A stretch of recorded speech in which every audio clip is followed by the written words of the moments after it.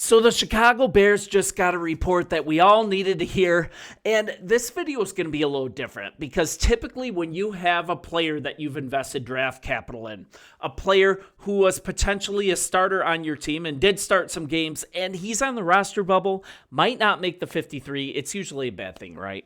But in this case, and I'm talking about offensive guard, versatile offensive lineman Ryan Bates, this is actually a good thing. The guy's on the roster bubble. He's probably not going to make the 53-man team, but this is a positive because look at how far the Chicago Bears have come, particularly on the offensive line.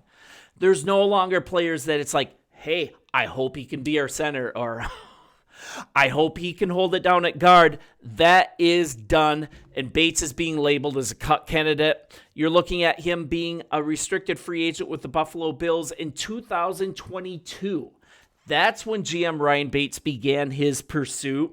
It kind of looks almost like an obsession. This wasn't the best move by GM Ryan Poles, but he started his pursuit in March 2022. The Bears submitted an offer sheet. Buffalo immediately matched it, and they signed him. They retained him on a 4-year, $17 million contract. And then Poles, he tried again in 23. Buffalo said no way. And then finally in 2024, we sent a 2024 fifth-round pick to Buffalo in exchange for Bates, and it just hasn't been great. Since he has come to Chicago, there's an expectation originally that he was going to serve as the team's starting center, right? But a camp injury that derailed his season completely, right? So Coleman Shelton, he held it down at starting center for most of the season, and Bates ended up being limited to 3 games played with the Bears last season. I think he started 2. I'm not sure exactly what is going on now, but the word was that he was suffering from a degenerative arthritic shoulder injury. He got stem cell treatments. I think he's healthy now, but it just wasn't good. And in the meantime, the Bears have beefed up this offensive line. You know all the additions. Some of the younger guys are needing to be developed, and it just might be a game of offensive line musical chairs. The music stops, and there's no longer a seat at the table for Bates. So let's kind of look at this a little more. Kevin Fishbane and Adam Johns of the Athletic, they agree. They don't think he's going to make the roster. So let's kind of look at where we're at here. It's going to be some really obvious names. You've got Tooney, Dahlman, Jackson, Wright, Braxton Jones. Once he comes back from the injuries, that's going to be the starters. You've got Ozzie Trapillo and Karan Amagaje kind of vying for that left tackle role if he's not ready. And then you've got an interesting name, Bill Murray. I'm going to talk about him for a little bit. The player, not the comedian. And newcomer Luke Newman, a really promising draft pick, formerly of Michigan State. Just he's showing a lot of versatility, and he really impressed coaches in OTs and mandatory minicamp.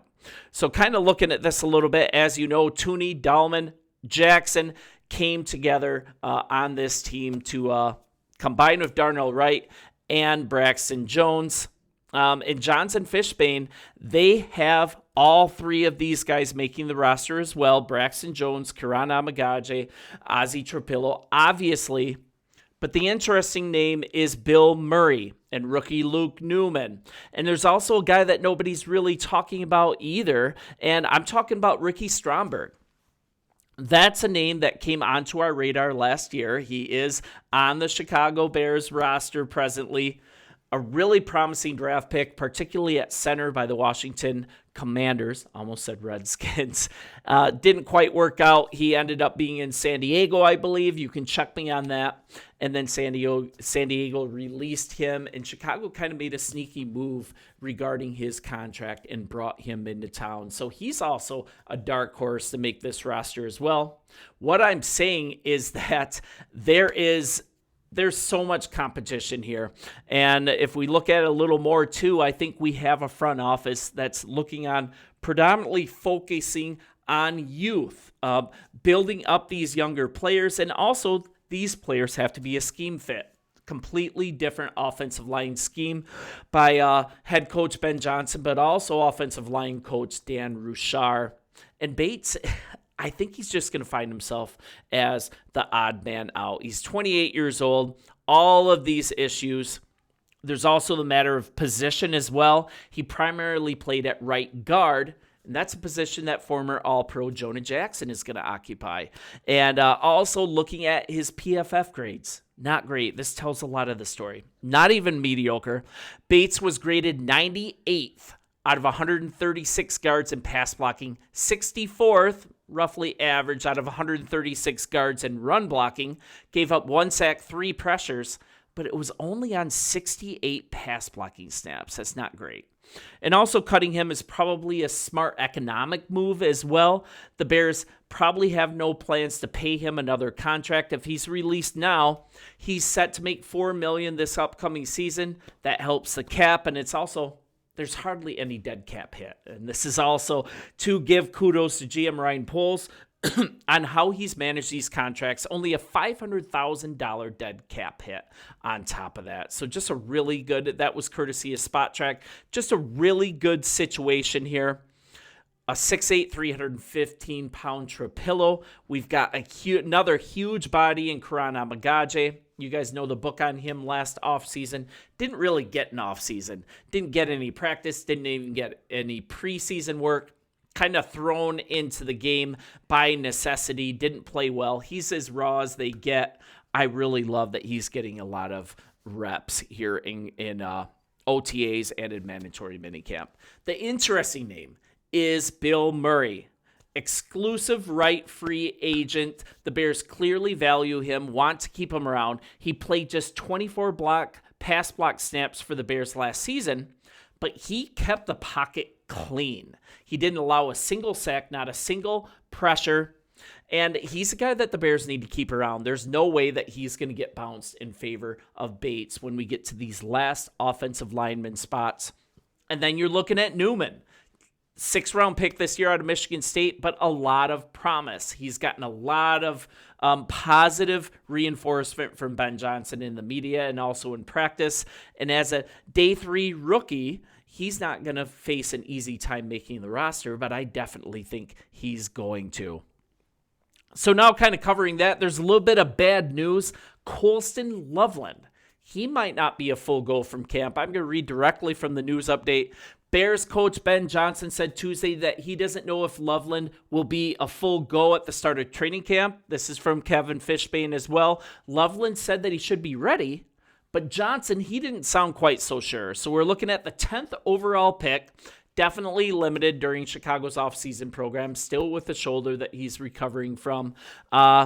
He hasn't had a lot of workload. He hasn't been on the field running routes. He's been doing it on a side field. He underwent shoulder surgery only in January, and while he's since resumed lifting weights and catching passes, he still isn't up to full strength. He isn't ready for full contact. He needs to regain strength, but Loveland has said that learning the Bears playbook, that's been the bigger challenge than his rehab work so far. But we got to get this guy in the field.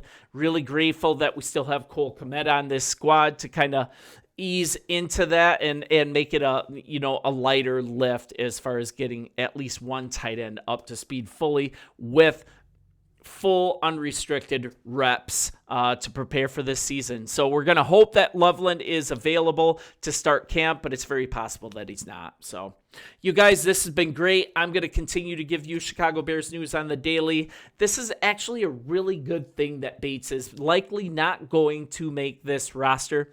If he does, as a fringe, if he clings on, we're still going to have a quality player that can be a backup. But now that we have guys like Murray and possibly Bates and some other guys, maybe Ricky Stromberg, some of these other guys like Newman, some of these lower level guys that have a lot of promise still, these aren't guys that we're counting on to start anymore. These aren't guys that we're like, oh man, how is this going to work out?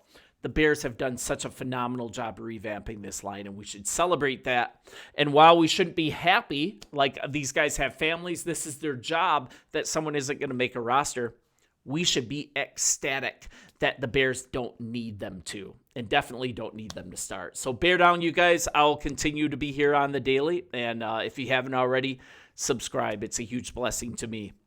Talk soon.